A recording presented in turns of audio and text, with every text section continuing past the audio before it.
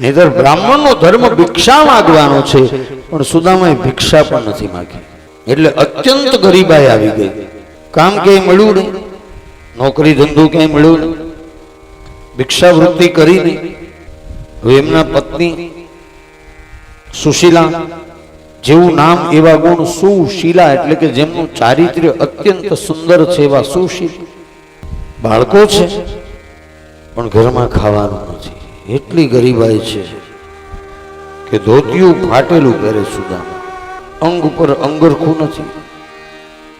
અને હવે તો એવો સમય આવ્યો કે થોડોક લોટ હતો, એની અંદર માટી ચાળી અને સુશીલા એ લોટની અંદર માટી મિક્સ કરીને એમાંથી રોટલી બનાવીને છોકરાઓને ખવડાવે છે અને પોતે બંને જણા ઉપવાસ કરે છે. આવો સમય આવી ગયો.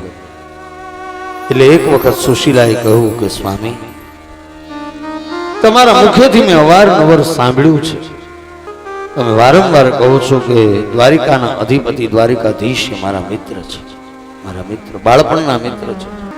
આવું તમે વારંવાર કહો છો, તો હું તમને નિવેદન કરું છું કે એક વખત તમે દ્વારિકા જાઓ, એકવાર જાઓ. સુદામાએ કહ્યું કે દેવી, જવું તો મારે માગવા જ, અને માગવા હું નહીં જાઉં. કહ્યું આપણા માટે નહીં, આપણા બાળકોનો સવાલ છે. બાળકોને માટે ઘરમાં કંઈ ખાવાનું નથી, અને હું તમને ક્યાં કહું છું કે તમે જઈને માગો. હું તો તમને માત્ર એટલું કહું છું કે તમે ત્યાં જાઓ, માગવાનું નથી કહેતી, તમને ત્યાં જવાનું કહું છું. તમે જાઓ એક વખત. એટલે સુદામા કહે છે કે માગું તો નહીં, કારણ કે માગતા માનવીનું માન ઘટી જાય. સુશીલા કહે છે હું માગવાનું નથી કહેતી સ્વામી, તમે જાઓ ખાલી, અને તમે જશો ને એટલે કહ્યું કે ઢંગથી પરખી જશે અને જોઈને રાજી થશે. તમે જશો ને એટલે માગવું નહીં પડે, તમારા આ દેહને જોઈ અને ઓળખી જશે, અને ઓળખી જશે એટલે વગર માગે આપી દેશે.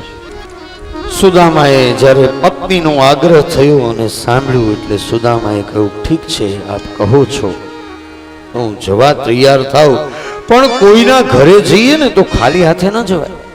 હા, કોઈને ત્યાં જઈએ તો ખાલી હાથે ન જવાય, એમના માટે કંઈક લઈ જવું જ પડે.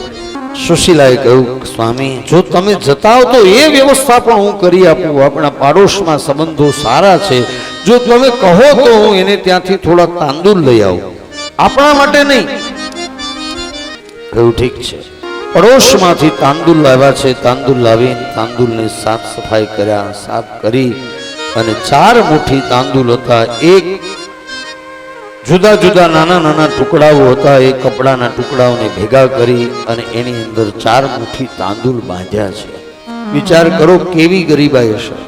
એક કપડું સાજું, આજ નગરીની અંદર હો, આજ સુદામાપુરી, કપડાની અંદર તાંદુલ બાંધી એક લાકડી ઉપર બાંધીને કહું લો સ્વામી જાઓ. અને સુદામા નીકળ્યા છે.